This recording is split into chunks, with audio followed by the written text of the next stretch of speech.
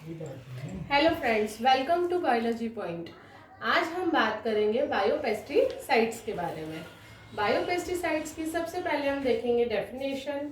Agriculture field में insect, paste, paste का यहाँ पर अर्थ है खटमल, जिसे हम इंग्लिश में बेड बग बोलते हैं, हाउस फ्लाई, मक्खी, जो थोड़े हार्मफुल कीड़े होते हैं उनको हम बोलते हैं पेस्ट। वीड्स, वीड्स का मतलब आपको पता होगा। वीड्स का मीनिंग क्या होता है? जो खरपतवार होती है, जो अनवांटेड प्लांट्स होते हैं। जैसे कोई क्रॉप एरिया है, कोई खेत है जहाँ पर हमें फसल लगानी है, लेकिन वहाँ पर अननेसेसरी प्लांट्स भी ग्रो कर गए हैं, तो उन्हें हम बोलते हैं खरपतवार हिंदी में, और इंग्लिश में हम बोलते हैं उन्हें वीड्स।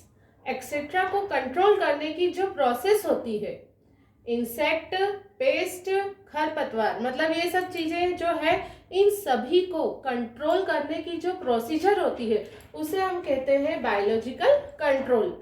बायोलॉजिकल कंट्रोल कहेंगे इसे हम। अब bio controlling agent, biological control मतलब ये जो बायो कंट्रोलिंग एजेंट के रूप में जब हम बैक्टीरिया, वायरस, फंगस और प्रोटोजोआ एक्सेट्रा का यूज करते हैं, तो इन्हें हम क्या कहते हैं? बायोपेस्टिसाइड। कब कहेंगे हम इनको बायोपेस्टिसाइड? इंसेक्ट, पेस्ट और वीड्स, ये जो है इन्हें कंट्रोल करने के लिए जिन एजेंट्स का यूज करते हैं, हम किन एजेंट्स का यूज करते हैं? वायरस, फंगस, प्रोटोजोआ, इनका हम यूज करते हैं, तब इसे हमने कहा है बायोपेस्टिसाइड। अगर हम इनका यूज नहीं करते तो ये ओनली पेस्टिसाइड कहलाता। लेकिन हम यहाँ पर बायोपेस्टिसाइड बोल रहे हैं, इसका मतलब है कि हम बायोलॉजिकल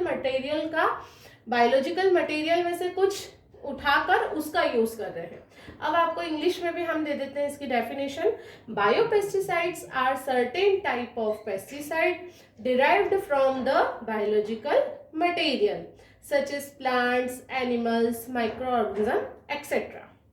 देन सेकेंड पॉइंट है हमारा types of biopesticides. Types of biopesticides में यहाँ पर मैंने आपको एक चार्ट बना दिया है। चार्ट के थ्रू हम यहाँ पर इसको इजीली डील कर पाएंगे। इसमें फर्स्ट पॉइंट है हमारा वायरस। अब हम बात करेंगे वायरस के बारे में। वायरस क्या होता है ये हम सभी को पता है ना? अब वायरस में जो है, इसका फर्स्ट पॉइंट हमने दिया है कि वायरस जो है यहाँ पर एनपीवी, ये बहुत ही फेमस वायरस है जो है इसका फुल फॉर्म होता है न्यूक्लियोपॉलीहाइड्रोसिस। न्यूक्लियोपॉलीहाइड्रोसिस वायरस होता है। देन बैक्यूलोवायरस, ये जो है ये बहुत ही इंपॉर्टेंट बायोपेस्टिसाइड्स है।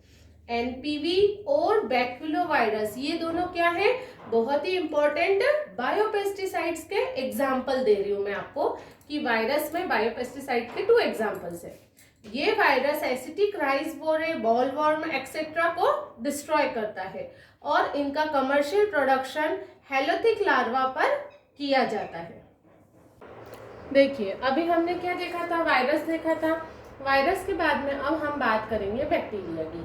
बैक्टीरिया जो है, इसमें हम मेन बात करेंगे यहाँ पर बैसिलस thuringiensis बैक्टीरिया की। बैसिलस बी, उसको हम शॉर्ट फॉर्म में बोलते हैं BT।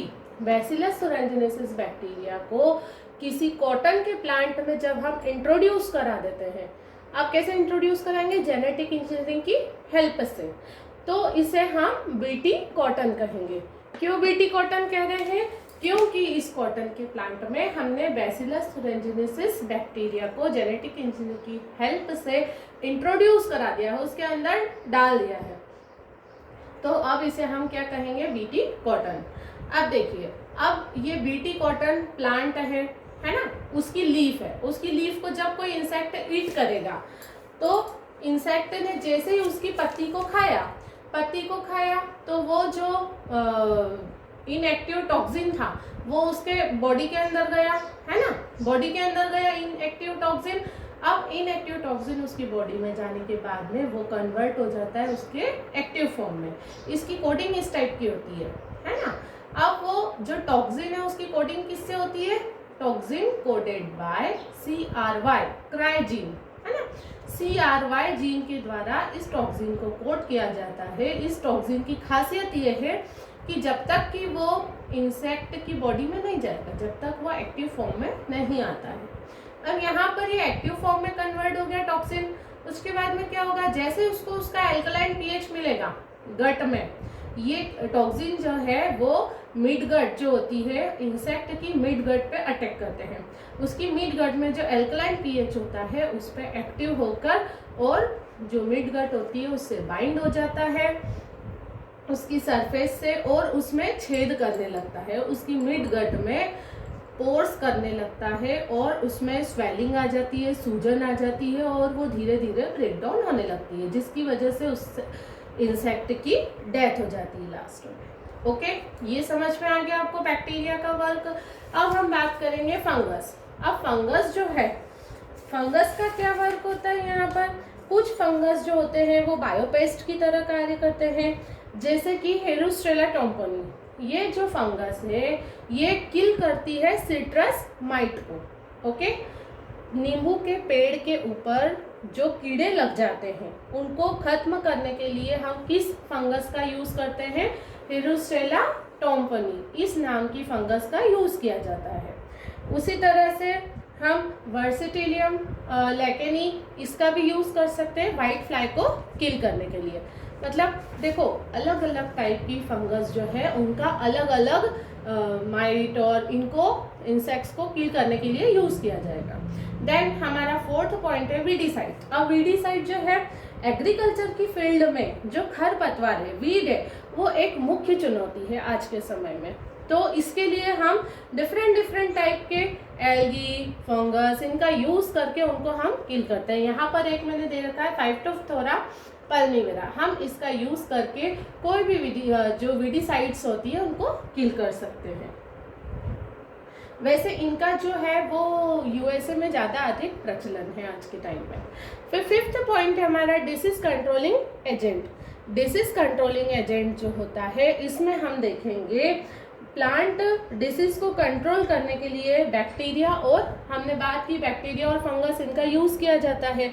उसी टाइप से हम यहाँ पर ट्राइकोडर्मा नाम की एक फंगस का यूज कर रहे हैं, इसे हम बायोफंगिसाइड भी कह सकते हैं। और ट्राइकोडर्मा जो है इसका यूज हम सीड और सॉइल के ट्रीटमेंट में भी करते हैं।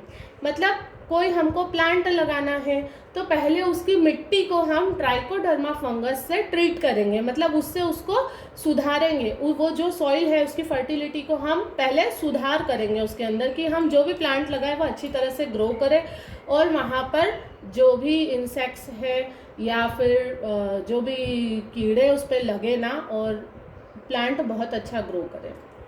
उसी टाइप से हम यहाँ पर सीड और सॉइल ट्रीटमेंट के लिए ट्राइकोडर्मा का यूज़ करते हैं। इसी टाइप से एग्रोबैक्टीरियम रेडियोबैक्टर जो है इसका भी यूज़ सॉइल बोर्न पैथोजेंस को खत्म करने के लिए किया जाता है।